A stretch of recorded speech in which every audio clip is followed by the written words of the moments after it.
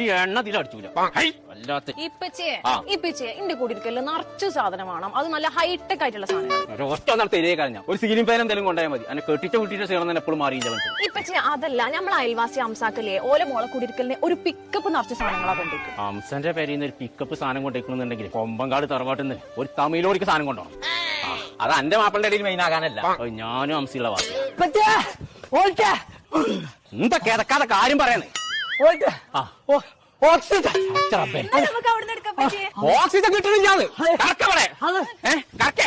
ഞാൻ തരാം. എന്റെ കുട്ടിന്റെ ശ്വാസം പോകാൻ നേരത്തെ എന്റെ കുടിക്കലുള്ള സാധനം വാങ്ങി.